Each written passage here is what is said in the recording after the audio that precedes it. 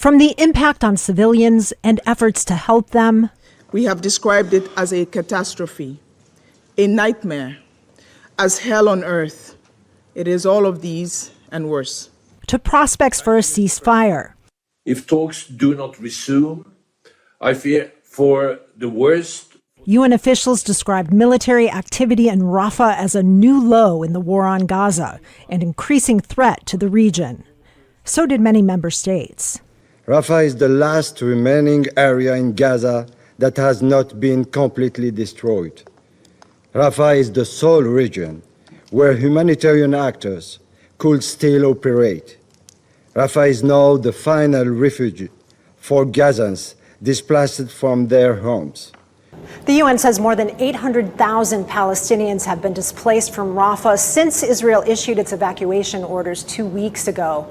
And even now, with the construction of a pier and aid getting into Gaza by sea, humanitarian needs are only increasing.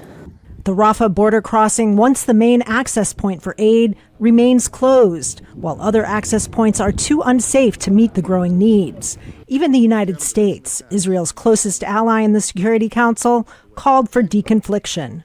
We also do not support and will not support an Israeli reoccupation of Gaza.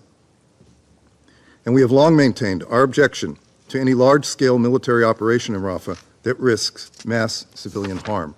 The Palestinian ambassador noted past condemnations of Israel have had little impact. Israel is asking you to destroy the international-based order with your own hands so it can continue killing our people and annexing our land in full impunity. It will not listen to reason or to your protests, to your calls or your demands. Israel vowed to continue its assault as long as Hamas is in power. The fire of terror is burning in Rafah. Sadly, there is no alternative. Kristen, Saloomey, Al Jazeera, the United Nations. Make sure to subscribe to our channel to get the latest news from Al Jazeera.